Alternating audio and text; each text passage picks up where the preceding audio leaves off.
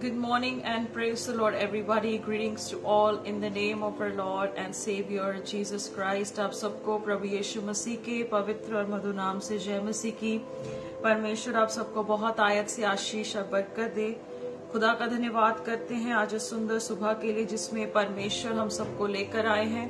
और मेरा विश्वास है कि आज परमेश्वर ने आज आपको संभाल के रखा होगा, परमेश्वर ने आप सबको बचा कर रखा होगा, क्योंकि परमेश्वर महान परमेश्वर है। वो अपने वादों का सच्चा परमेश्वर है जो हमारे साथ रहता है। हालेलुया। बहुत सारे लोग आज ये दिन नहीं देख सके, खुदा का शुक्र करते हैं, धन्यवाद करते हैं सुंदर समय के लिए जिसमें परमेश्वर पिता हमें लेकर आए हैं। और मैं विश्वास करती हूँ कि आज का जो अध्ययन होगा वो आपकी जिंदगी को काफी परिवर्तित करेगा, क्योंकि हम सब जो है परमेश्वर के वचन से सीखने के लिए अपने आप को तैयार रखते हैं।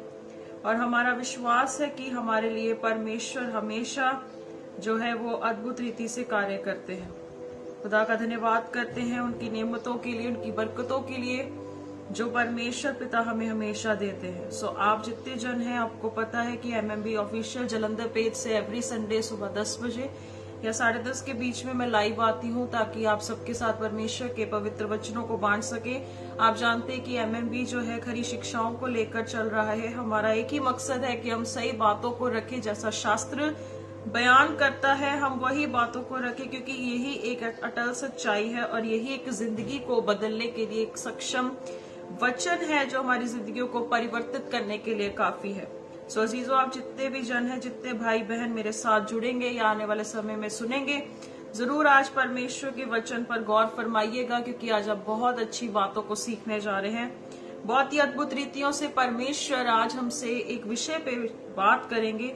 मेरा विश्वास है कि प्रभु परमेश्वर आपकी जिंदगियों को परिवर्तित करेंगे। सो जितने भी अजीज हैं, अगर आप इस खरी शिक्षाओं के साथ जुड़ना चाहते हैं तो एडमिन्स कोऑर्डिनेटर्स के सबके नंबर्स अवेलेबल हैं, आप उनसे बातचीत कर सकते हैं, आप उनके साथ कांटेक्ट कर सकते हैं। मैनेजर है मीनू शिंदे जी से बात कर सकते हैं। बाकी जो एडमिन्स हैं उनके नंबर्स एवरी सैटरडे जो फेलोशिप होती है या वीडियोस पास्टर की देख सकते हैं, उनमें आपको सबके नंबर्स मिल जाएंगे और आप उनसे बातचीत भी कर सकते हैं।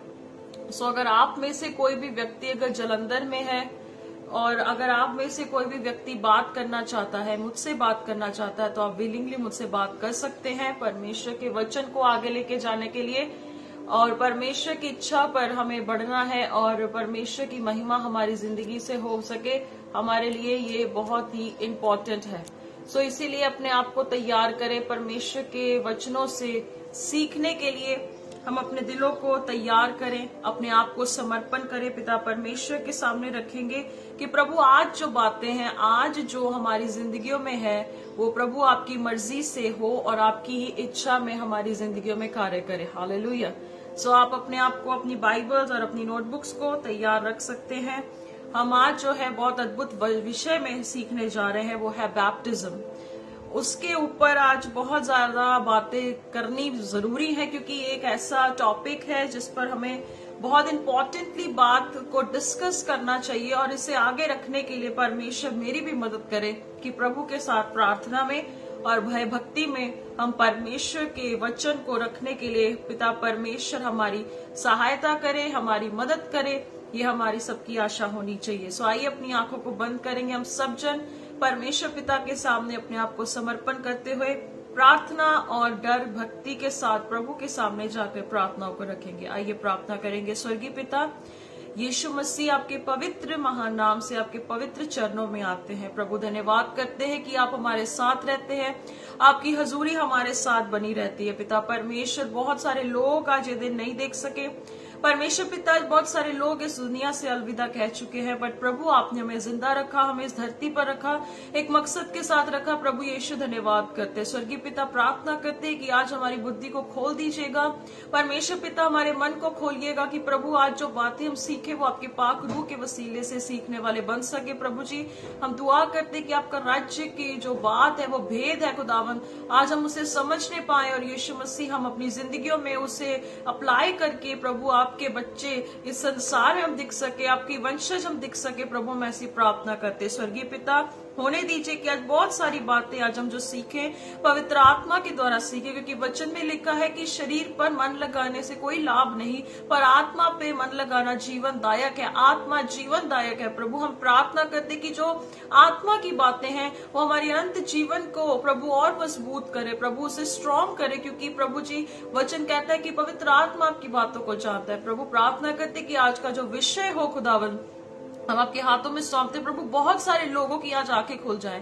परमेश्वर पिता बहुत सारे लोगों के आज मन खोल दीजिएगा। प्रभु जी मैं प्रार्थना करती हूँ कि आज का कलाम बहुत सारी जिंदगियों को परिवर्तित करे। प्रभु मैं प्रार्थना करती हूँ कि यीशु मसीह आज मेरे मुख पर अपना पहरा बिठाइए, ताकि स्वर्गीय पिता जो बातें रखे वो आपकी इच्छा में हो प्रभु। और परमेश्वर पिता आप इसे फलवंत करे, क्योंकि वचन में लिखा है कि परमेश्वर ही है जो इसे बढ़ाने वाला है, परमेश्वर है जो इसे फलवंत करने वाला है। प्रभु मैं प्रार्थना करती हूँ कि आज का वचन बहुत सारी जिंदगियों को ट्रांसफॉर्म करे। प्रभु जी आज बहुत सारी जिंदगियां बदल जाए मेरे पिता परमेश्वर। मैं प्रार्थना करती हूँ स्वर्गीय पिताजी की आपका राज्य हम सबकी जिंदगियों में बढ़ता जाए प्रभु जी, और हम घटते जाए स्वर्गीय पिता। हम प्रार्थना करते यीशु के नाम से वचन को चुराने वाली ताकतों को हम कैंसिल करते प्रभु जी, हम उसे बाइंड करते विल स्पिरिट्स को प्रभु जी। हम ये मांगते कि परमेश्वर पिता आज हमारा मसीह जीवन व्यर्थ ना जाए प्रभु, आगे बढ़ते जाए प्रभु, अपनी सलीब उठाकर आगे बढ़े परमेश्वर पिता। दुआ करते जिनके काम आज रुके हैं यीशु के नाम से वो बन सके, क्योंकि आपके वचन की सच्चाई से आज लोग आजाद हो सके खुदा। हम ये दुआ करते पिता परमेश्वर, होने दीजिए आपकी महिमा, आपकी आराधना, आपकी सताइश खुदावन हर एक की जिंदगियों में आज होने पाए प्रभु। मैं प्रार्थना करती यीशु के नाम से पिता परमेश्वर जी, आपका राज्य बढ़ता जाए खुदावन, हर एक की जिंदगी में आपकी महिमा हो सके। हम प्रार्थना करते आने वाले समय में प्रभु जी जो वचन को सुने खुदावन, उस वचन के द्वारा परमेश्वर आज बहुत सारे लोग आजाद हो सके प्रभु जी। मैं प्रार्थना करती प्रभु जी कृपा कर, दया कर खुदावन। आज परमेश्वर जिनको आपने चुना है प्रभु, उन पर कौन दोष लगा सकता है प्रभु। प्रार्थना करते कि आपके चुने हुओं पर अनुग्रह कर प्रभु जी, उन्हें ब्लेस कर परमेश्वर। धन्यवाद देते प्रभु, सारा इज्जत जलाल आपको देते, अपने आप को पूरे भाई बहनों को आपके लहू में ढांपते स्वर्गीय पिता। आज उन पर रहम कर, उन पर कृपा कर प्रभु जी, और अपने बाड़े में सबको लेकर रखना प्रभु जी, ताकि कोई भी शैतान उन्हें बरमाने ना पाए। धन्यवाद देते स्वर्गीय पिता, आप बड़े और हम घटे प्रभु। सारा इज्जत जलाल और महिमा हम आपको देते हुए सारी प्रार्थनाओं को यीशु मसीह के सामर्थी नाम से हम मांग लेते हैं। Amen amen amen. God bless you. परमेश्वर आप सबको बहुत आशीष और बरकत दे। आज हम प्रभु का धन्यवाद करते कि परमेश्वर ने हमें आज का ये दिन दिया, आज का समय दिया कि हम परमेश्वर के वचनों से बहुत सारी बातों को सीखेंगे। प्लीज अपनी बाइबल्स और अपनी नोटबुक्स अपने साथ रखना, क्योंकि आज का वचन बहुत प्रकाशमय हो। प्रभु से हम यही प्रार्थना करते हैं कि प्रभु का वचन हमेशा प्रभावशाली वचन होता है। प्लीज इसे आज ज्यादा से ज्यादा भी शेयर करना, क्योंकि बहुत इंपॉर्टेंट है। आज का विषय बहुत ही इंपॉर्टेंट है, बहुत जरूरी है सीखना बैप्टिज्म, बपतिस्मे के बारे में। आपको पता है बैप्टिज्म जब हम लेते हैं ये क्या है?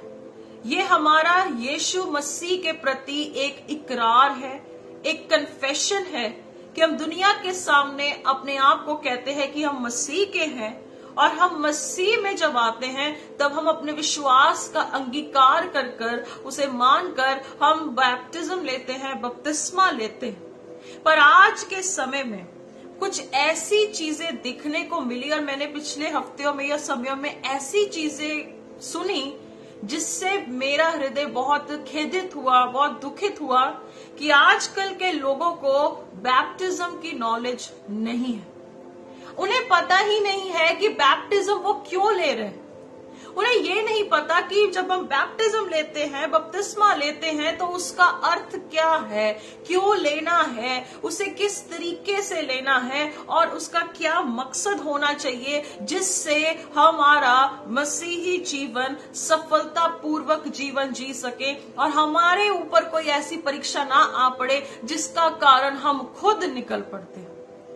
बपतिस्मा लेने का अर्थ क्या है, उसे क्यों लेना चाहिए, इसका क्या वाजिब कारण रहा, और कैसा बैप्टिज्म होना चाहिए, आज हम इस पर बहुत ही ज्यादा चर्चा करने जा रहे हैं। आप अपनी बाइबल्स में से निकाल सकते हैं पहला पत्रस उसकी 3 बाब और उसकी 21 नंबर आयत, 1 पीटर चैप्टर 3 वर्स 21।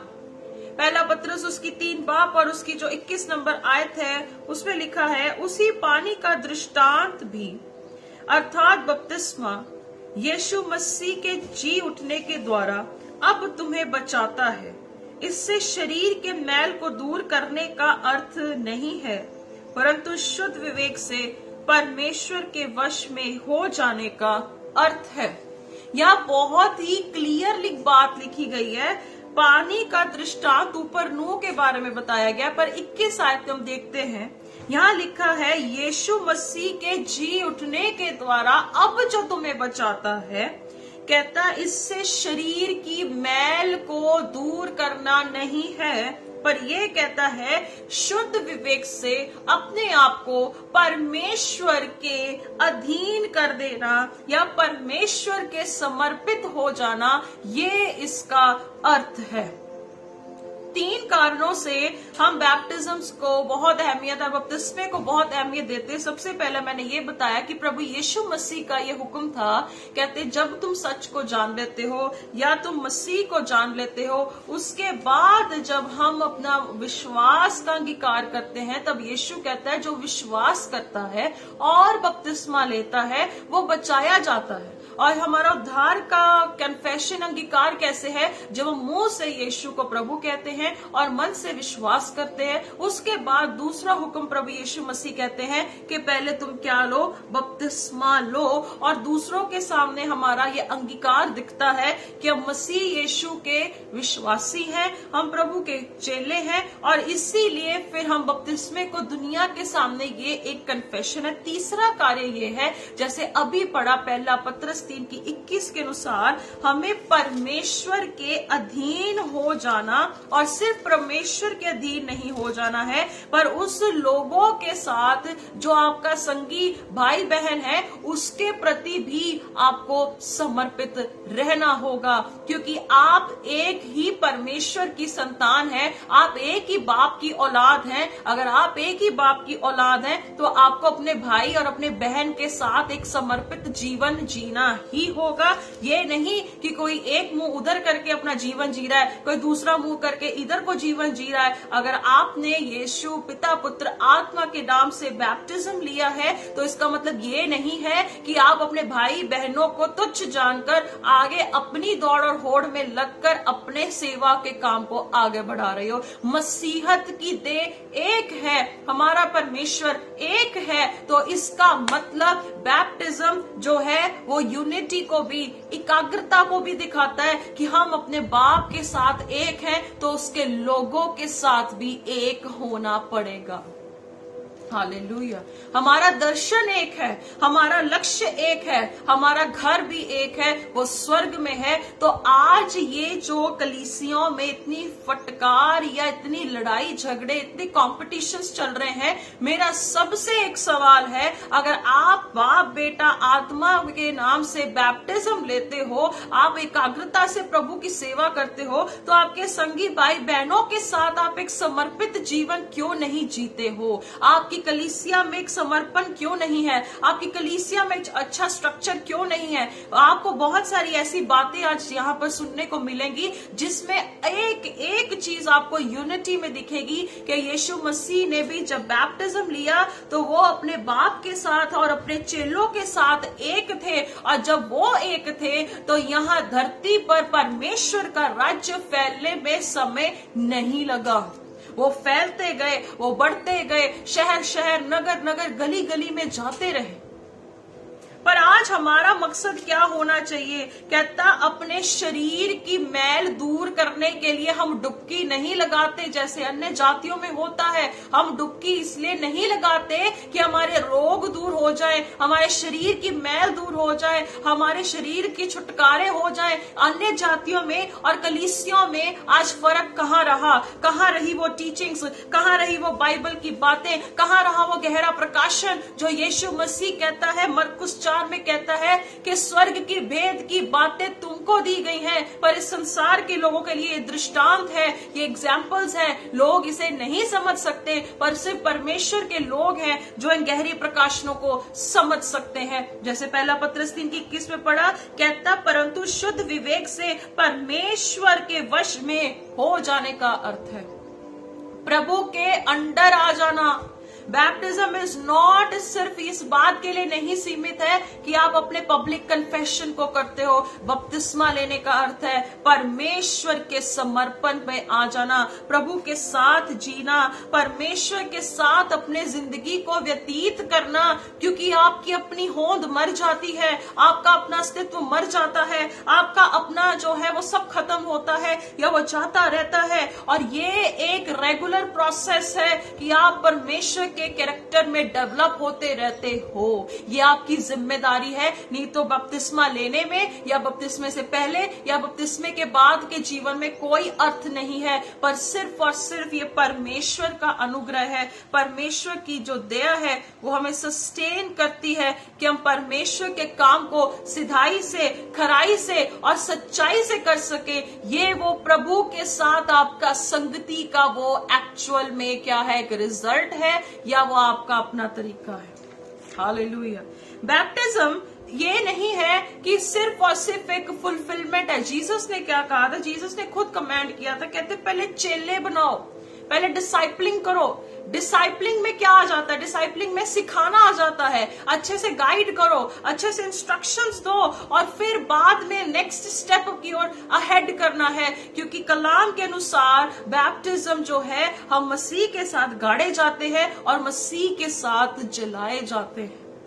हमारा आदम के समय से लेकर जो वो बीज बना रहता है, वो सीड बना रहता है, और वो सीड जब हम बैप्टिज्म लेते हैं तो वो दफन हो जाता है और मसीह यीशु के साथ हम गाड़े जाते हैं और फिर जलाए जाते हैं। फिर हमारा वो पाप वाला बीज मर जाता है, पर यीशु मसीह में हम नई क्रिएशन और नई सृष्टि बन जाते हैं। और फिर वो आपकी और मेरी जिम्मेदारी है कि रोजमर्रा की जिंदगी में हम परमेश्वर के कैरेक्टर को डेवलप करते जाएं, हम उसे बनाते जाएं। पर सबसे पहला स्टेप है अच्छे से लोगों को गाइड करो, अच्छे से सिखाओ कि यीशु मसीह की क्या टीचिंग्स हैं, जीसस की क्या बातें हैं, क्या डॉक्ट्रिन है, क्या हमें करना है, कैसे करना है। आज लोगों को सिखाया नहीं जा रहा है अजीजों, सिर्फ और सिर्फ भेड़ चार लगी है कि बस भेड़े आती जाएं, चर्च भरता जाए, कॉन्ग्रीगेशन लाखों में आ जाए। क्या फायदा ऐसी लाखों की कॉन्ग्रीगेशन का? उन्हें बेसिक्स अगर क्लियर नहीं है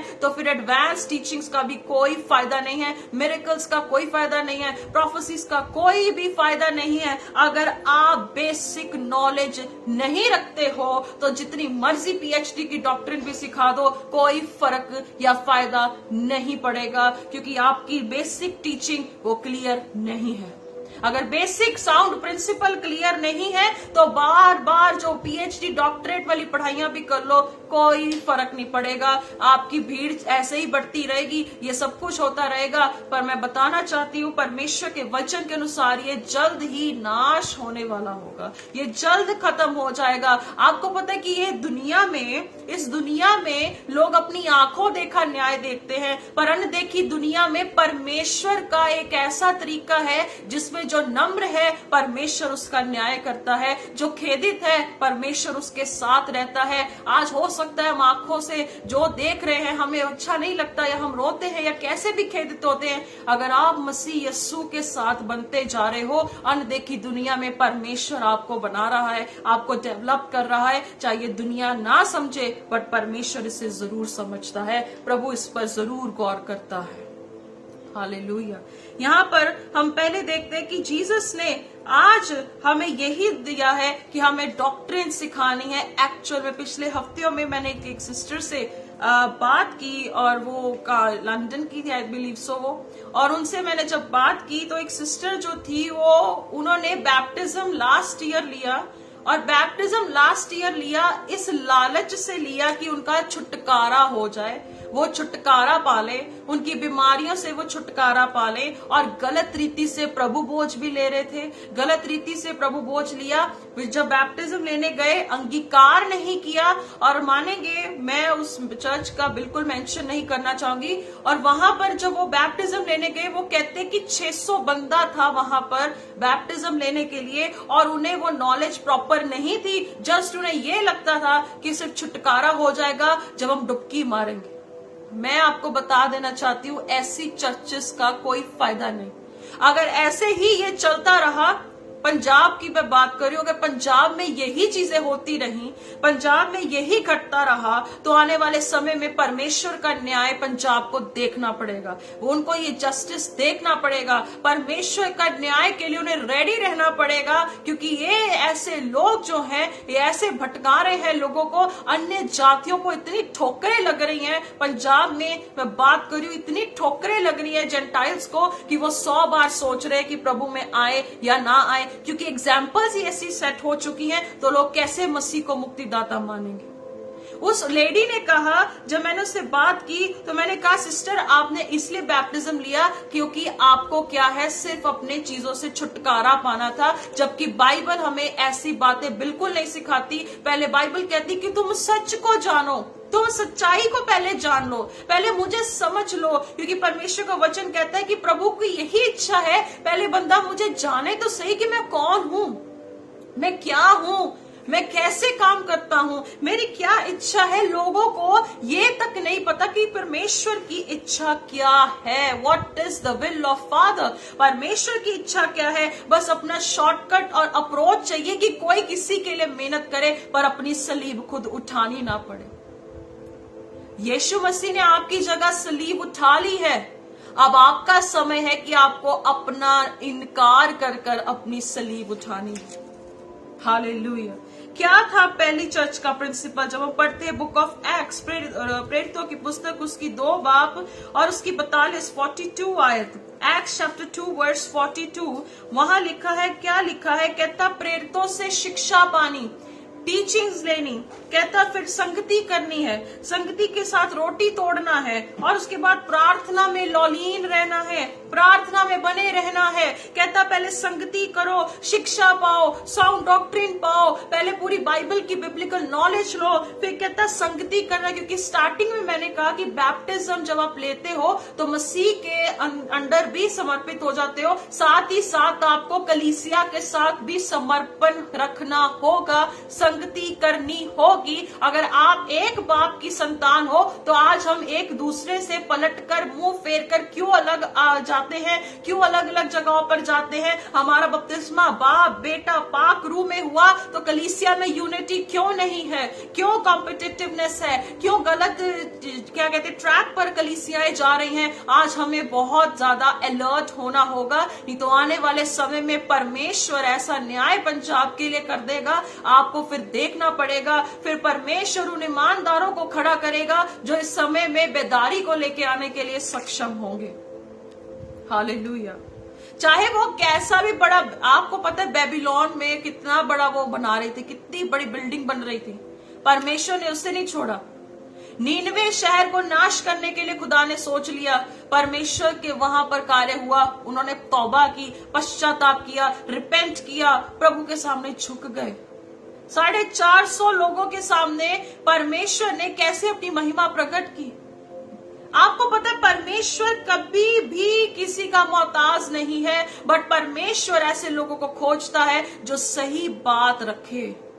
कहता शिक्षा पाने से, कहता संगति रखो। संगति कहाँ करनी? आज एक दूसरे के पास इतना टाइम भी नहीं है कि किसी के लिए वो क्या कर सके, समर्पित जीवन जिए और साथ में प्रार्थना करे, साथ में सुधि ले, किसी बात की चिंता करे, किसी बात पे चर्चा करे, किसी बात को आगे तक लेकर जाए, स्वर्ग के दर्शन को आगे तक लेके जाए। कोई एक दूसरे को जरता ही नहीं है। क्या फायदा ऐसे बैप्टिज्म्स का, ऐसी प्रभु भोज का, ऐसी संगतियों का, अगर आपके अंदर यूनिटी नहीं है, सब कुछ जीरो है और सब कुछ तुच्छ है। जितना मर्जी खुदावन का प्रभु प्रभु कर लो, कोई फायदा नहीं। यीशु ने कहा जो मेरे पिता की इच्छा पर चलता है वो मेरा भाई, वो मेरी बहन और वो मेरी माँ और वो मेरा बाप और वो मेरा सब कुछ है।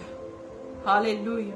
कहता संगति करो, उसके ऊपर आप देख सकते हो क्या लिखा है, पतरस ने प्रचार किया, कहता तौबा करो, रिपेंट करो, कहता यीशु के नाम से अपने पापों को मानकर बैप्टिज्म लो। किसी को ये तक नहीं पता प्रॉपर रिपेंटेंस क्या है, सच्चा पश्चाताप क्या है। मुझे बड़ा दुख लगा उस बहन के लिए कि उस बहन को सिखाने वाला कैसा था और वो कैसे आज फंसी है। उस औरत ने क्या कुछ किया होगा छुटकारा पाने के लिए, मैं बयान नहीं कर सकती पब्लिकली, बट मैं ये जरूर कहूंगी कि आज जब मैंने उससे पूछा सिस्टर आप खुश है, कहती मैं खुश नहीं हूं, मैं बहुत दुखी हूं, उल्टा और नई बीमारियां उनको चक्कर पड़ी, क्योंकि प्रभु बोझ गलत रीति से लेना बहुत सारी बीमारियों को और लास्ट में मौत तक को भी लेके आने का ऐसा कार्य कर देता है। क्योंकि यीशु मसीह का बदन निर्दोष था, वो बिल्कुल साफ था, पाक था, वो हमारे लिए मारा गया, गाड़ा गया था। कैसी टीचिंग्स है। सिर्फ बैप्टिज्म डुबकी देना आपके पापों को या आपके शरीर की मैल को दूर नहीं कर देगा। आपको शास्त्र को समझना होगा, बाइबल को पढ़ना होगा। सिंपल प्रिंसिपल को समझने के लिए आज आपकी आंखें क्यों बंद हैं? मरकुस 4 में लिखा था, मैंने पहले भी बोला, मैं अब भी बोलूंगी। यीशु कहता कि स्वर्ग का भेद तुम्हें दिया गया है, तुम चेलों को दिया गया है, तुम डिसाइपल्स को दिया गया है। कहता दुनिया के लिए ये दृष्टांत है, दुनिया के लिए एग्जाम्पल्स है। हालेलुया। इसीलिए कहता कि तौबा करने से हमारे लिए एक रास्ता खुल जाता है, एक वे ओपन हो जाता है कि हम परमेश्वर के साथ अपने रिश्ते को बना सके। जो आदम के समय में वो रिश्ता टूट चुका था, उस रिश्ते को रिस्टोर करने के लिए जब हम बाइबल के अनुसार 1 कुरिन्थियों उसकी 12:3 में लिखा है, कहता कि पवित्र आत्मा के द्वारा हम परमेश्वर को प्रभु इकरार कर सकते हैं। जब हम परमेश्वर को प्रभु इकरार करते हैं, जब हम पढ़ते हैं वहां पर 1 कुरिन्थियों 12:3 में लिखा है, कहता जो कोई परमेश्वर की आत्मा की अगुवाई से बोलता है वह ये नहीं कहता है कि यीशु श्रापित है, वो ऐसे नहीं कहता कि जीसस कर्स्ड है। कहता आत्मा की अगुवाई से जो है, पवित्र आत्मा के बिना कह ही नहीं सकता कि यीशु प्रभु है, यीशु खुदा है, यीशु मुक्तिदाता है। जब तक आत्मा आपके अंदर ये नहीं बात डालता, आपको पता है जब कोई भी पापी या कोई नया विश्वासी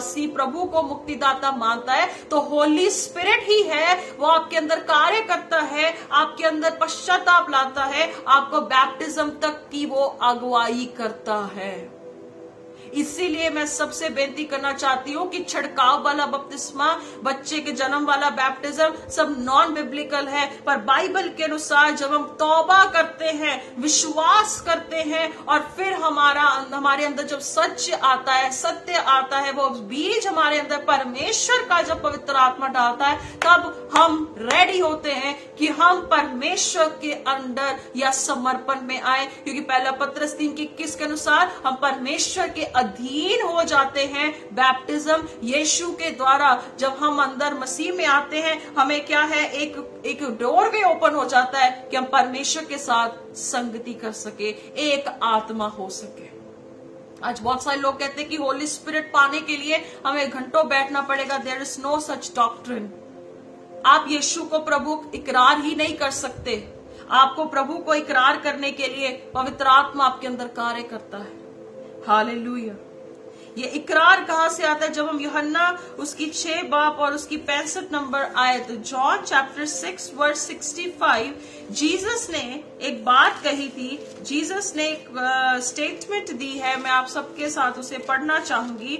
वहां लिखा है, उसने कहा, इसलिए मैंने तुमसे कहा था कि जब तक किसी को पिता की ओर से ये वरदान ना दिया जाए तब तक वह मेरे पास नहीं आ सकता। कहता जब तक पिता ये वरदान ना दे, जब तक पिता ना चाहे, जब तक परमेश्वर पिता ना चाहे, कोई जीसस के पास आ ही नहीं सकता।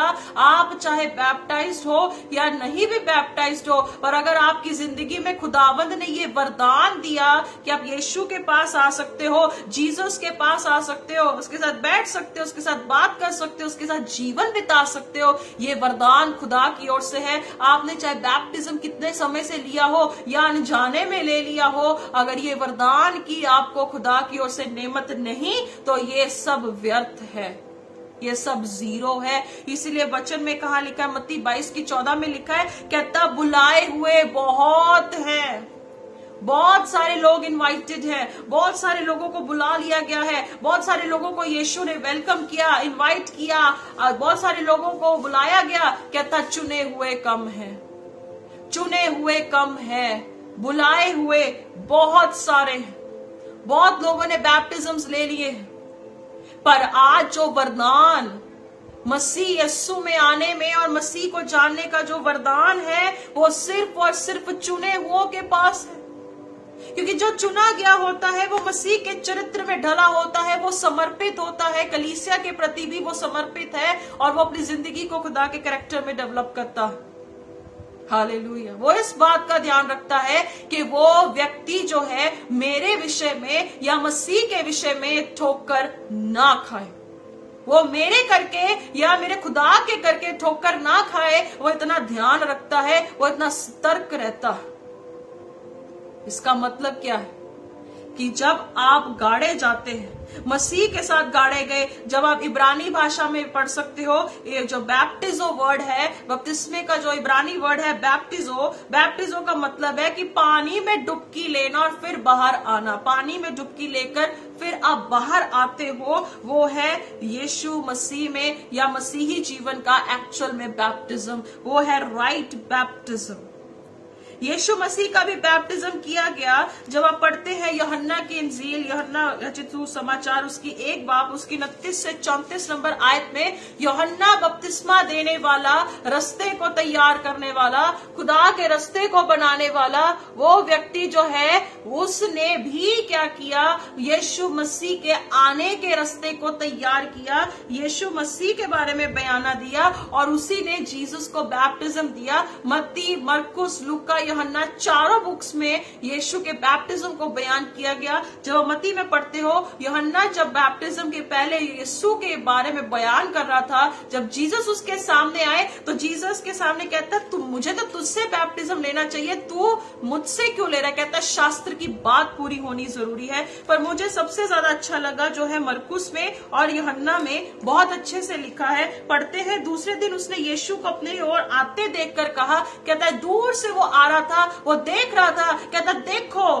कहता ये परमेश्वर का मेमना है, ये खुदावंद का मेमना है जो जगत का पाप उठाने के लिए आया। ये वही है जिसके विषय में मैंने कहा था, एक पुरुष मेरे पीछे आता है जो मुझसे श्रेष्ठ है, मुझसे बड़ा है, कहता वो मुझसे पहले था। जीसस ने क्या कहा था? जब आप पढ़ते book of John chapter 8 verse 59 या 58 में वहां लिखा है, अब्राहम से पहले मैं था। कहता ये वही है जो मुझसे पहले है, कहता वो मैं उसके बारे में तुझे बयान दे रहा हूं, उसकी टेस्टिमनी मैं तुझे दे रहा हूं। मैं तो उसे पहचानता भी नहीं था, मैं उसे जानता तक नहीं था, परंतु इसलिए मैं जल से बपतिस्मा देता हुआ आया कि वह इजराइल पर प्रकट हो जाए। परमेश्वर का वचन कहता है कि मैं तो सिर्फ जल का बपतिस्मा देता हूं, क्योंकि यूहन्ना बपतिस्मा देने वाले के विषय में भी ये कहा गया था कि उसने जब बैप्टिज्म दिया तो बहुत सारे लोग बचाए गए, बहुत सारे लोगों ने नजात पाई। और यूहन्ना ये गवाही दी, मैं आत्मा को कबूतर के समान आकाश से उतरते देखा है, वह उस पर ठहर गया।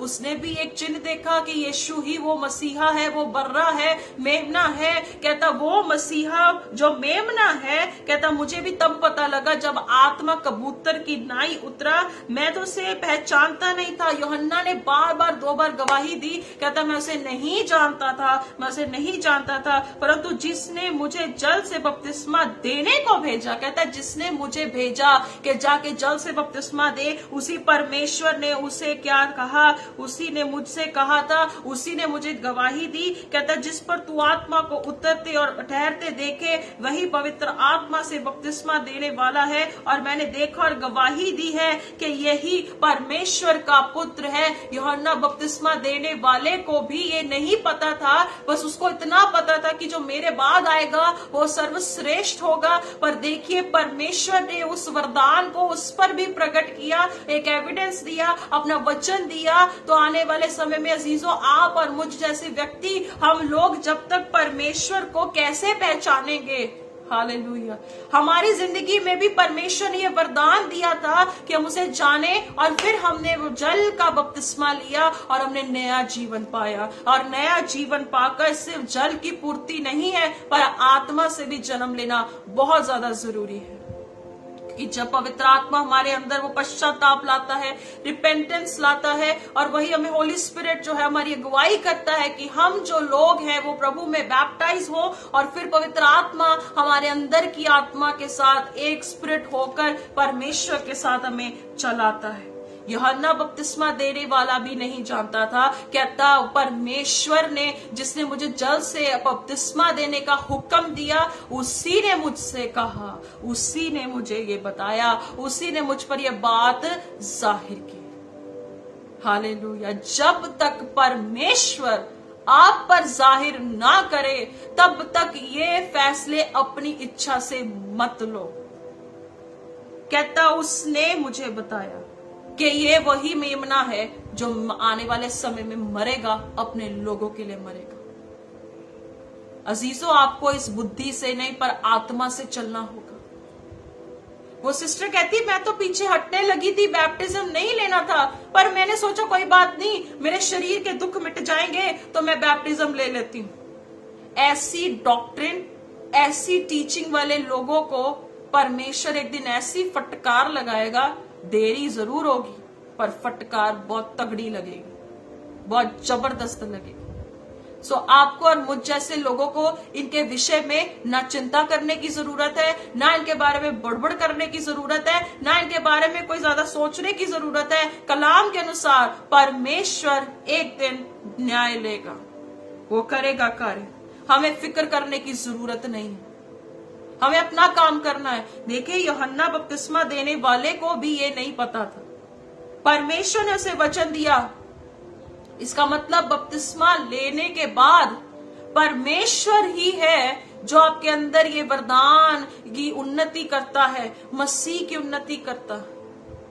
तो इस बात को, यीशु के हुक्मनामे को ऐसे तुच्छ मत जाने दो, ऐसे व्यर्थ ना जाने दो, इसे ऐसे ही मजाक में मत लो, इसे ऐसे ही बस जिंदगी को मत बताओ। ये सिर्फ आपके रोग मुक्त करने का कार्य नहीं है, ये आपके छुटकारे देने का कारण नहीं है, पर ये आपके अंदर आदम के बीज को मारकर मसीह का बीज, अकॉर्डिंग टू 1 जॉन चैप्टर 3, पहला यूहन्ना 3 के अनुसार परमेश्वर का बीज आपके अंदर आता है, परमेश्वर का बीज।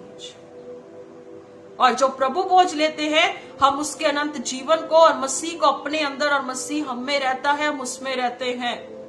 तो तभी आज जो गलत रीति से प्रभु बोझ लेते हैं उनको सावधान कर देना चाहती हूँ। अपने आप को कोठड़ी में जाकर प्रार्थना करिए, पश्चाताप कीजिए, प्रभु से कहिए, प्रभु मैं इंसान हूँ, परमेश्वर पिता मैं कमजोर हूँ, परमेश्वर पिता मेरी जिंदगी में आपका कार्य हो सके, प्रभु मैं ये प्रार्थना करती हूँ, और मेरी मदद करिए कि मैं मसीह की देह को और उसके लहू को लूं, तो परमेश्वर पिता मेरे अंदर अनंत जीवन हो, क्योंकि ये वरदान आपने मुझ पर, हजारों करोड़ों के लोगों में से मुझ पर प्रकट किया, तो मैं ऐसे व्यर्थ जाने नहीं दे सकती, मैं ऐसे तुच्छ जाने नहीं दे सकती। जब कलाम में मरकुस उसकी 1:9 से 13 में पढ़ते हो, वहां पर आपको मिलेगा जब जीसस ने बैप्टिज्म लिया, वो उनको टेस्ट में डाल दिया गया, परीक्षा उन पर आई। कई लोग कहते हैं बपतिस्मा लेने के बाद हमारे सारे जिंदगी के हल हो जाएंगे।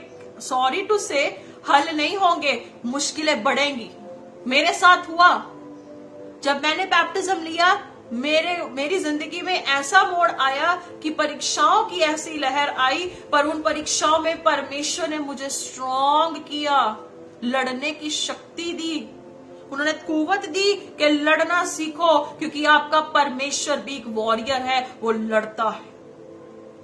परमेश्वर ऐसे योद्धाओं को नहीं वेट कर रहा जो ये सुख विलास को देखकर अपनी जिंदगी को जिए। परमेश्वर ऐसे योद्धाओं की वेट कर रहा है कि कैसे भी परिस्थितियां क्यों ना हो, पर जब उनके अंदर मसीह का वरदान है, परमेश्वर पिता का वरदान है, वो वरदान के साथ आगे बढ़ते जाएं। वरदान के जो अंदर है प्रभु का, वो आगे बढ़ते जाए, कार्यशील होके आगे बढ़ते जाए, कार्य करने के लिए आगे बढ़ते जाए, कलेश दुख संकट सलीब उठाने के दर्द में भी आगे बढ़ते जाए। उनका ध्यान परमेश्वर की ओर होगा, क्योंकि परमेश्वर खुद है जो उन्हें वरदान में आगे बढ़ने की ताकत देता है। हमारी होड़ सिर्फ इस बात पर ना हो कि लोगों को बैप्टिज्म देते जाओ, प्रभु बोझ देते जाओ, बैप्टिज्म देते जाओ, प्रभु बोझ देते जाओ। नो नो नो, इस बात के लिए परमेश्वर ने आपको सीमित नहीं किया है। पौलुस भी एक स्टेटमेंट को देता है, वो स्टेटमेंट मैं जरूर आने वाले समय पे दूंगी। जब हम पढ़ते हैं गलातियों की पुस्तक उसकी 3 बाब और उसकी 27 नंबर आयत में, वो वहां पर लिखा है, गलातियों उसकी 3 बाब और उसकी 27 नंबर आयत में लिखा, तुम में से जितनों ने मसीह में बपतिस्मा लिया है उन्होंने मसीह को पहन लिया है। जो नए विश्वासी आते हैं उनको झट पर झट बैप्टिज्म देने की ऐसी तड़प मत रखो, उन्हें प्रभु भोज देने की तड़प मत रखो। ये कोई खाने की वस्तु नहीं है। पौलुस कहता अगर तुझे खाना है तो घर पे जाके खाना खा ली। कहता ये खाने की वस्तु नहीं है। बैप्टिज्म नहाने की चीज नहीं है। बैप्टिज्म का मतलब है मसीह को पहनना है, उसे पहन लेना है। हालेलुया। और कलाम के अनुसार 1 कुरिन्थियों 12:13 में लिखा है कि हमने एक आत्मा के जल से पिया है। हम एक मन होके प्रभु भोज लेते हैं, एक मन होके बैप्टिज्म लेते हैं। तो कलीसिया में आज इतनी फूट क्यों है? क्यों वहां पर इतनी डिस्ट्रक्शन है? क्यों कलीसिया में लोग भटकते हैं, इधर उधर बंदरों की तरह उछलते हैं कि कोई अच्छा पास्टर उन्हें मिल जाए, उन्हें अच्छी टीचिंग्स दे सके। अगर आप में इतनी क्षमता होती तो आप अपनी कलीसिया को अच्छी टीचिंग्स देते और आपकी कलीसिया मजबूत हो जाती, और यहां तक आज ये नौबत ना आती। क्योंकि आज प्रेरितों को भी खुद शिक्षा अगर है तो वो कलीसिया को मजबूत बनाने के लिए काम करेगी, पैसों से नहीं पर पवित्र बाइबल से। पैसों से आप मसीह को खरीद नहीं सकते, पैसों से आप कुछ नहीं कर सकते। चाहे दुनिया को जीत लो, रात को सांस खुदा ने खींच ली, क्या फायदा? एक दिन आएगा परमेश्वर सब बातें आपसे पूछेगा। मुझे बड़ा दुख लगता है ऐसी टीचिंग्स जब फैलती है। कहता मसीह को पहन लिया है। जब हमने मसीह को पहन लिया है, कष्ट, दुख, परेशानियां हमें कुछ महसूस नहीं होने देगा। वो साथ में हमें आगे बढ़ने के लिए परमेश्वर शक्ति देंगे, स्ट्रेंथ देंगे। जब हम पढ़ते एफिसियों उसकी 4 बाब और उसकी 4 से 6 नंबर आयत में बहुत खूबसूरती से वहां लिखता है, पौलुस लिखता है, एक ही देह है, एक ही स्पिरिट है, और जो बुलाए गए हैं बुलाए जाने में एक ही आशा है। हमारी एक ही उम्मीद है, एक ही प्रभु है। कहता है एक ही विश्वास है, एक ही क्या है बपतिस्मा है, सबके एक ही परमेश्वर पिता है, सबके ऊपर, सबके मध्य में और सब में। सब कुछ 1 है। फिर आज थाउजेंड्स क्यों बन रहे हैं? हालेलुया। क्यों आज हम डिवाइड हो रहे हैं? क्यों आज स्कैटर हो रहे हैं? जब सब कुछ एक है, सब कुछ एक है। कहता सब एक है, बपतिस्मा एक है, प्रभु एक है, पिता एक है, सब में है, सबके मध्य में रहता है, सब कुछ करता है, वो सब कुछ एक है। तो हम क्यों बिखर रहे हैं? हम क्यों स्कैटर्ड हो रहे हैं? हालेलुया। तो अजीजों, आज आपको समझना होगा, आज आपको इस बात पर गौर करना होगा कि जो बैप्टिज्म है वो सिर्फ और सिर्फ आपको मुक्ति नहीं दे सकता, पर यीशु मसीह का हुक्म है, वो हमें पूरा करना पड़ता है। पर यीशु मसीह ही है जो हमें मुक्त करता है, हमें छुटकारा देता है, हमें नजात देता है, हमें जिंदगी देता है। हालेलुया। जब हम पढ़ते रोमियो की पुस्तक उसकी 6 बाब उसकी 3 नंबर आयत से, क्या तुम नहीं जानते कि हम सब जिन्होंने मसीह यीशु का बपतिस्मा लिया है उसकी मौत का भी बपतिस्मा लिया है, अतः उस मृत्यु का बपतिस्मा पाने से हमने उसके साथ गाड़े गए, ताकि जैसे मसीह पिता की महिमा के द्वारा मरे हुओं में से जिलाया गया, वैसे ही हम भी नए जीवन की सी चाल चले। कहते आपको पता है कि आप मसीह के साथ गाड़े गए, जिंदा हुए, और आपको वैसी चाल चलनी है जैसे मसीह चलता था। 1 यूहन्ना 4:17 के अनुसार जैसा यीशु स्वर्ग में है वैसे ही हम इस संसार में है। क्योंकि किसी ने मसीह को नहीं देखा, आपके द्वारा वो मसीह को देखते हैं, आपके द्वारा परमेश्वर को देखते हैं, आपके द्वारा खुदा की झलक दिखती है, पर आपको अपनी जिंदगी की ही पड़ी है। क्योंकि यदि हम उसकी मृत्यु की समानता में उसके साथ जुट गए हैं तो निश्चय उसके जी उठने की समानता में भी जुट जाएंगे। अगर उसके गाड़े जाने में हिस्सेदार बने तो निश्चय ही उसकी महिमा के भी हिस्सेदार है। हम जानते हैं कि हमारा पुराना मनुष्य तब उसके साथ क्रूस पर चढ़ाया गया। आदम के समय का वो बीज, हमारे अंदर पाप का बीज, वो गाड़ा गया, वो खत्म किया गया। कहते आगे को हम पाप के दास्तन में ना रहे, क्योंकि जो मर गया वह पाप से छूटकर धर्मी ठहर चुका है। कहता जो एक बार मर गया, एक बार जो है जिलाया गया, कहता वो जो है मसीह में क्या है, धर्मी जीवन जिएगा और पाप से मर चुका है। इसलिए यदि हम मसीह के साथ मर गए तो हमारा विश्वास क्या है कि हम उसके साथ जिएंगे भी। अगर पाप की परीक्षाएं बार बार आती हैं, फंसने की परीक्षा आती है, आपको ये वादा याद करना होगा, अंगीकार करना होगा कि मैं मसीह के साथ क्रूसित हुआ, मसीह के साथ जलाया गया, मसीह के साथ मेरा जिंदगी है, मसीह में मैं एक बार गाड़ी गई और मैं फिर से रेजरेक्शन पावर के साथ जलाई गई हूँ। अब मुझ में मैं नहीं पर मसीह मुझ में जीवित है। आगे पढ़ते जाओगे आपको पता लगेगा कि हमारे जिंदगी में जो था परमेश्वर पिता एक बार मरे, तो ये लिखा है क्योंकि वह जो मर गया तो पाप के लिए एक ही बार मर गया, परंतु जो जीवित है अब वो परमेश्वर के लिए जीवित है। इसलिए अपने आप को पाप के लिए मरा हुआ और मसीह में जीवित समझो। कहता और कहता इसलिए पाप तुम्हारे नश्वर शरीर में राज्य ना कर सके। ये आपकी रिस्पॉन्सिबिलिटी है। अगर लगता है कि आप कहीं ना कहीं फंस रहे हो, आप पिता परमेश्वर के पास कभी भी जा सकते हो, बात कर सकते हो, उससे काउंसलिंग कर सकते हो, क्योंकि बाइबल कहती है कि पवित्र आत्मा हमारे अंदर काम करता है। आज भी अगर हम प्रार्थना करते हैं, प्रभु के साथ बैठते हैं, ये उसकी दया है। और वो परमेश्वर के, जब आप पूरे 14 आयत तक पढ़ोगे आपको पता लगेगा कि परमेश्वर पिता को अपने अंगों को धार्मिकता के लिए समर्पित कर दो, जो क्या है हमारे अंदर परमेश्वर प्रभुता करता जाए। और जब अंदर से प्रभु हमारे कार्य करेगा, बाहर ऑटोमेटिक मोड पे everything will turn on perfect. हमारे बोलने से पहले खुदा काम कर देगा। हमारे प्रार्थनाओं में जब वेदनाओं को रखेंगे परमेश्वर कार्य करेगा। पर सबसे पहले आज आपको ये समझना पड़ेगा कि आप मसीह के साथ गाड़े गए, मसीह के साथ जिलाए गए, आपके अंदर मसीह जीवित है। तो हम कैसे लोगों को ठोकरें लगा सकते, कैसे गलत टीचिंग्स दे सकते, कैसे ये कार्य कर सकते। हालेलुया। जब कुलूसी 2:12 में पढ़ते हैं, मसीह यीशु में हम जब जिलाए गए थे तो विश्वास से जिलाए गए थे। विश्वास से हमें परमेश्वर से ये हर वक्त मांगना होगा कि परमेश्वर हमारी सहायता करे कि हम मसीह को अपने जिंदगी में लेकर चल सके। कहता तुमने मसीह को पहन लिया। पौलुस कहता है 1 कुरिन्थियों 1:17 में लिखता है, कहता क्योंकि मसीह ने मुझे बपतिस्मा देने के लिए नहीं कि सिर्फ बैप्टिज्म दो, भीड़ को इकट्ठा करो, बस बिना ऐसी सी चीजें, नो। कहता वरन सुसमाचार सुनाने को भेजा है, और ये भी शब्दों के ज्ञान के अनुसार नहीं। कहता अपने शब्दों की खूबसूरती से नहीं कि मैं अच्छे स्पीकर हूँ या मैं अच्छे से बोल सकती हूँ तो मैं अच्छे अच्छे वर्ड्स को बोलकर लोगों को इम्प्रेस करूँ। कहता वो भी चीज नहीं है। ऐसा ना हो कि मसीह का क्रूस व्यर्थ ठहरे, क्योंकि मेरी बातों से अगर मसीह का क्रूस व्यर्थ ठहर रहा है तो सब कुछ जीरो है। कहता कि मुझे परमेश्वर ने इसलिए भेजा है कि मैं सच्ची बातें, साउंड डॉक्ट्रिन, सही बात रखूं और सही बयाना दूं, और फिर उसके बाद वो बैप्टिज्म के बारे में बात करता है। हालेलुया। जीसस ने भी यही कहा, आज्ञा मानना सिखाओ, फिर ये सारी चीजें होंगी। और जीसस ने ये भी कहा था, जल से ही नहीं पर आत्मा से भी जन्म लेना होगा। जल का हो चुका, 15 साल पहले हो गया होगा, 20 साल पहले हो गया होगा, 1 साल पहले हुआ या 6 महीने पहले हुआ, पर आत्मा से क्या आपने जन्म पाया?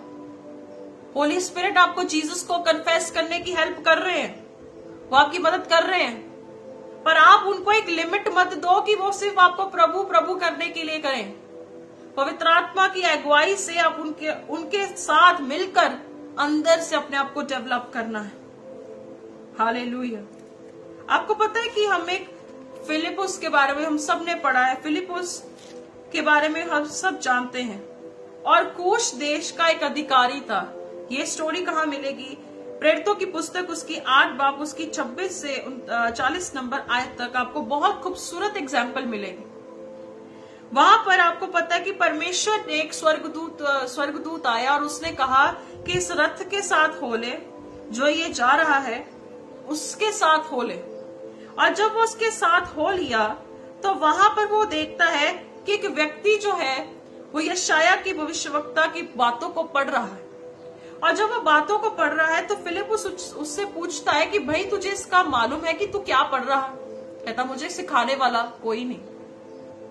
ऐसे ही आज सब बाइबल्स पढ़ते जा रहे हैं, अध्याय पढ़ते जा रहे हैं, ओल्ड टेस्टामेंट पढ़ रहे हैं, ओल्ड टेस्टामेंट की प्रीचिंग कर रहे हैं, पर आज समझाने वाले कम है।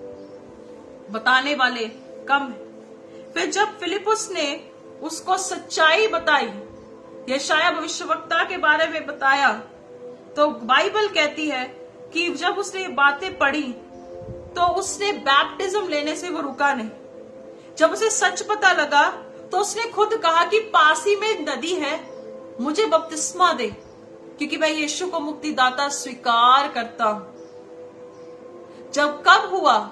जब उसे सच पता लगा, जब उसे सच्चाई पता लगी, तो बाइबल कहती कि उसने रथ को रोका और उसने बैप्टिज्म लिया और वो बचाया गया। आज आप बाइबल कितने समय से पढ़ रहे हो? सच्चाई बताने वाले आज ऐसे लोगों की जरूरत है जो सच को बता सके। बहुत ब्यूटीफुल एग्जाम्पल थी कि उसने बैप्टिज्म लिया और आनंद करता हुआ अपने रास्ते पे चला गया। आनंद के साथ वो अपने रास्ते पर हो लिया, क्योंकि परमेश्वर को उसने पा लिया, उसने सच्चाई को जान लिया, सच्चाई ने उसे आजाद किया। हालेलुया। तो ऐसे ही अजीजों आज हमें बनना है। आप अपने नगर के लिए, अपने देश के लिए, अपने वतन के लिए आपको ऐसे फिलिपुस बनना होगा जो ओल्ड टेस्टामेंट लोग पढ़ी जा रहे हैं, बैप्टिज्म लिया हुआ है या नहीं भी लिया हुआ है, बट उनकी जिंदगी में मसीह को उन्होंने पहना नहीं है, उनकी आंखें नहीं खुली हैं, वरदान उनकी जिंदगी में परमेश्वर की ओर से है या नहीं है, उन्हें यहाँ तक नहीं पता है, उन्हें किसी बात का नहीं पता। पर आज आपको फिलिपुस बनना होगा। फिलिपुस की तरह आपको ऐसे रास्ते पर हो लिए होना होगा। परमेश्वर की अगुवाई में आपको ऐसे रस्तों डगरों में जाना होगा जहां पर सच्चाई को बताने के लिए आपको एक मैसेंजर बनना पड़ेगा, आपको एक वॉरियर बनना पड़ेगा। आप ऐसे लोगों को ढूंढिए जो इस शास्त्रों में फंसे होंगे, पर आपको ऐसा फिलिपुस बनना है कि लोगों की आंखों को खोले और लोग सच्चाई को जान के आजाद हो सके। हालेलुया।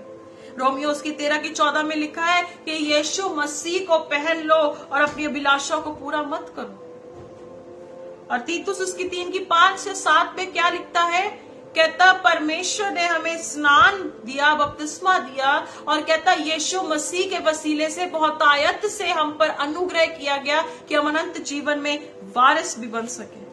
कहता अनंत जीवन में क्या बने?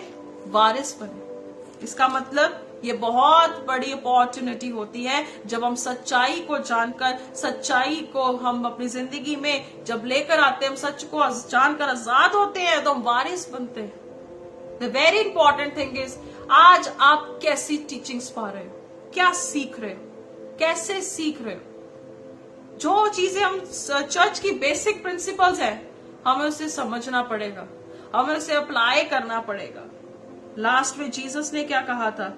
यूहन्ना उसकी 7:21 में लिखा है कि वे सब एक हो जैसा तू है पिता मुझ में और मैं तुझ में हूँ। कहता है परमेश्वर पिता, कहते जीसस कहते कि जैसे पिता परमेश्वर आप और मैं एक है, कहते वैसे ही हमारे लोग भी एक हो जाएं और मैं तुझ में हूँ और वह मुझ में है, ये पता लग सके और संसार ये विश्वास कर ले कि प्रभु तूने मुझे भेजा है। जीसस के विषय में हमने अच्छे से पढ़ा। जीसस को पिता परमेश्वर ने यीशु को भेजा, यीशु के रूप में आकर उसने पिता की इच्छा पूरी की और संसार को ये पता लगा कि यीशु मसीह परमेश्वर की ओर से है। आज आपको भी जीसस जब यहाँ भेजा है, दुनिया में रखा है, तो क्या सच में संसार ये विश्वास कर रहा है कि यीशु ही परमेश्वर है आपकी जिंदगी से? क्या आपने मसीह को पहनकर अपनी जिंदगी को वैसा बनाया है? क्या लोगों के सामने आपके काम वैसे बोलते हैं? ये आपको बहुत ज्यादा जरूरी है समझना। बैप्टिज्म लेने से सिर्फ और सिर्फ आपकी अपनी वो कमांडमेंट को पूरा करने तक सफिशिएंसी मत रखो। कमांड है उसे फुलफिल करना है, सब कुछ करना है, बट आपको मैं ये कहना चाहती हूँ कि थोप कर जबरदस्ती ऐसे ही करना गलत है। अगर प्रभु आपको अगुवाई करता है, उस कूश देश से व्यक्ति जो अधिकारी रास्ते पे जा रहा था, उसकी नाई अगर आपके मन में ऐसी तड़प होगी कि यस मुझे अपने परमेश्वर को जिंदगी देनी है, और परमेश्वर आपकी जिंदगी में उद्धार और विश्राम दिनों को जरूर लेकर आएंगे। पर सवाल ये है, क्या सीखते हो, क्या समझते हो, कैसी बातें गढ़ते हो और कौन सी कलीसिया का हिस्सेदार हो? बैप्टिज्म में एक लेते हो, हर एक चीज पूरी करते हो, क्या कलीसिया के प्रति समर्पण है? कलीसिया के प्रति डेडिकेशन है? आपके अपने संगी भाई बहनों के साथ आपका स्नेह है? क्या आप मसीह मसीह करते हो, प्रभु प्रभु करते हो, आप एक ही घर में जाने वाले हो या एक ही घर में एक हिस्सेदार बनोगे? आपके सामने वो आपका भाई बहन होगा जिससे आप लाख गुना भागते थे, वो एक दिन आपके सामने खड़ा होगा न्याय के दिन, तब आप क्या करोगे? बपतिस्मा लेने का अर्थ ये नहीं है कि सिर्फ हुक्म पूरा करके परमेश्वर के सामने महान बनना है, दुनिया के सामने महान बनना है। नो, परमेश्वर की सिस्टम आपके सिस्टम से अलग है। परमेश्वर कहता है मैं उसके साथ हूं जो मेरे वचन के साथ, मैं उसके विरोध में हूं जो मेरे वचन को उलट करता है। हालेलुया। सो आइए अपनी आंखों को बंद करेंगे सब जन प्रार्थना में। आज जितना वचन दिया गया, परमेश्वर आज आशीष दे इस वचन पर और परमेश्वर की दया बन सके कि आज हम बैप्टिज्म तक लिमिटेड ना रहे। बैप्टिज्म आपको सिर्फ बचा नहीं सकता, यीशु मसीह है जो आपको बचाने वाला है। ये तो उसका हुक्म है कि हमें करना है। पर अजीजों, मैं कहना चाहती हूँ कि ये सिर्फ और सिर्फ यहां तक सिस्टम में ना रहे। बहुत सारे लोगों ने बपतिस्मा लिया है पर मसीह को नहीं पहना है। कई लोगों ने मसीह को जाना भी नहीं है पर परमेश्वर पिता के नाम से बैप्टिज्म ले तो लिया है, पर बहुत सारे रोग परेशानियों से वो गुजर रहे हैं। अजीजों, सबसे पहले सच को जानो। सच क्या है? बाइबल कहती है, यीशु कहता है मैं सच हूं, आई एम द ट्रूथ, मैं सच हूं। हम परमेश्वर से कहें कि प्रभु आज वो सच मुझ पे जाहिर कर खुदा। तेरा वचन कहते हैं वो वरदान जब पिता देता है तो वो मेरे पास आ सकता है। हम प्रभु से कहें प्रभु जी आज मुझे वो वरदान दे। परमेश्वर तूने दिया है कि इसीलिए मेरे परिवार से मुझे अलग चुना, मुझे मेरे दुनिया में जहां रखा उससे अलग किया, बट प्रभु मुझे ऐसी ईमानदारी दे कि मैं उस वरदान को व्यर्थ ना जाने दूं, उस क्रूस को व्यर्थ जाने ना दूं, क्योंकि ये जिंदगी की आखिरी सांस तक अपने आप को बनाना है अजीजों, अपने आप को तैयार करना है अजीजों, अपने आप को रेडी करना है। हालेलुया। आइए दुआ करेंगे। सर्वशक्तिमान पिता परमेश्वर, अब्राहम, इसहाक, याकूब के खुदावंद धन्यवाद करते प्रभु जी। भय योग्य ईश्वर, प्रतापी परमेश्वर धन्यवाद करते प्रभु, आप हमारे साथ हैं, आप हमारी ओर है मेरे पिता। बहुत सारे लोग आज इस सच से दूर है, बहुत सारे लोग आज इस बातों से दूर है प्रभु जी, और बहुत सारे लोगों ने बैप्टिज्म तो लिया है बट प्रभु जी उन्होंने सच्चाई को नहीं जाना, मसीह को नहीं पहना। प्रभु प्रार्थना करते कि सच में बहुत सारे लोग आपको अपने साथ लेकर चलें, कलीसिया में भी वो आपको अपने साथ लेकर चलें। प्रभु आज प्रार्थना करते कि आपकी भेड़ों की आंखें खोल दीजिए। ये सच तो आज पता लगा कि प्रभु सच में चाहे भीड़ बहुत बड़ी हो पर परमेश्वर का वरदान हर एक के लिए नहीं है, पिता का वरदान हर एक के लिए नहीं है। ये उन लोगों के लिए है जिनको आपने चुना है। बुलाए हुए बहुत है प्रभु, पर चुने हुए कम है। पिता धन्यवाद करते कि आपने प्रभु हमें संसार से अलग किया, चुना, और प्रभु आपने हम पर ऐसा वरदान प्रकट किया कि अपनी सच की बातें हम सब पर रखी। प्रभु धन्यवाद करते पिता, प्रार्थना करते कि आज हर सुनने वाले के कान खुल जाएं और सब पर ये बातें जाहिर हो कि मसीहा आप हैं जो सच बयान करते हैं। प्रभु प्रार्थना करते कि आज जितने भाई बहन जो सच जानते पिताजी, उनकी जिंदगी में ये उन्नति हो और इनके द्वारा बहुत सारे लोग बचाए जाएं, बहुत सारे लोग मसीह को जाने, बहुत सारे लोग सेवियर को जाने, और परमेश्वर अपनी जिंदगी में पिता आपके साथ साथ चले। यीशु आपने प्रार्थना की, वो प्रार्थना आज भी व्यर्थ ना जाए। बहुत सी जिंदगियों में या बहुत सी कलीसियों में ये प्रार्थना व्यर्थ हो रही है कि आज लोग एक नहीं है। प्रभु मैं प्रार्थना करती हूँ कि प्रभु आज लोगों को एक करिए, दर्शन में एक करिए और उन लोगों को जोड़िए खुदावन जो सच में आपके भूखे और प्यासे हैं। वचन कहता है धन्य है वह जो धर्म के लिए भूखा और प्यासा है, उसको तृप्त किया जाएगा। उसे तृप्त कर प्रभु। आगे के समय में जो भाई बहन रोग में, परेशानी में, प्रभु आप उनके साथ हो। प्रभु जो हॉस्पिटल्स में उनके साथ हो खुदावन, जिंदगी बख्श मेरे प्रभु, उनके गुनाहों को माफ कर प्रभु, आपके सीधे हाथ और आपका वचन उन्हें चंगा करे परमेश्वर। जिनकी जो जरूरतें प्रभु आने के समय में प्रभु अद्भुत रीति से प्रोवाइड कर। मेरा परमेश्वर हर जरूरत को स्वर्गीय भंडार से यीशु की महिमा से पूरा करे। और आज शैतान ने जो रास्ते रोके वो यीशु के नाम से बाप बेटा पाक रूह के वसीले से खुल जाए। आज प्रभु आज सारे रास्ते खोल दीजिए यीशु के नाम से। चट्टान को खोद कर प्रभु आज सारे रास्ते खोल जाए यीशु मसीह के नाम से। प्रभु जी अपने लोगों के लिए कर परमेश्वर, उन्हें याद कर, अपने लोगों को, उनकी तड़प, उनके सलीब के दर्द को, परमेश्वर पिता उनकी मोहब्बत को, खुदावंद उनकी हर बात को याद कर। और आज खुदावंद हर रास्ते नामुमकिन बातें आज मुमकिन हो सके, हम ऐसी प्रार्थना करते प्रभु जी। दया कर, अनुग्रह कर स्वर्गीय पिता, दया कर। हे दाऊद की संतान यीशु महाराज खुदावंद यीशु मसीह दया करिए प्रभु जी। कृपा ऐसी हो जाए आज प्रभु कि आज से हम अपनी जिंदगी की आखिरी सांस तक आपके जलाल को अपने परिवारों में, अपने आने वाली पुश्तैनों पर प्रभु तेरे जलाल को हम देख सके। हम दुआ करते, कृपा कर, दया कर प्रभु। आप बड़े और हम घटे। आज ऐसी कृपा हो जाए कि प्रभु वो कभी व्यर्थ ना जाए। Thank you Jesus. धन्यवाद देते हैं, सारा इज्जत जलाल महिमा आपको देते प्रभु। और मेरा विश्वास है कि अगला हफ्ता, अगला महीना जो आएगा वो परमेश्वर में आशीषित और मुबारक होगा, क्योंकि हम ऐसे जीवित परमेश्वर को जानते हैं जो महान परमेश्वर है। धन्यवाद देते हैं, सारा इज्जत जलाल और महिमा हम आपको देते हुए सारी प्रार्थनाओं को प्रभु यीशु मसीह के सामर्थी नाम से मांग लेते हैं। Amen, amen, amen. God bless you. परमेश्वर आपको आशीष दे। जरूर आज के वचन को आगे तक लेकर जाएं, औरों को शेयर करें। बहुत लोगों को आज सच जानना जरूरी है। आप प्रार्थना में, वचन में बने रहे। नेक्स्ट संडे फिर से परमेश्वर की इच्छा में वचन को लाएंगे। नेक्स्ट संडे प्रभु भोज होगा और नेक्स्ट संडे हम होली कम्युनियन करेंगे। अगर जो विश्वास करते हैं वो लोग अपने प्रभु भोज को भी साथ में तैयार नेक्स्ट संडे रखें। और हम प्रभु भोज भी करेंगे ऑनलाइन, और आप भी हमारे साथ जुड़ सकते हैं। जो लेना चाहते हैं आगे के समय में, आप अपने भाई बहनों को बता सकते हैं कि ऑनलाइन दिया जाएगा नेक्स्ट संडे 7 मई को। तब तक ख्याल रखें, परमेश्वर आपके साथ हो, प्रभु के साथ बने रहे, मजबूती से चले। God bless you.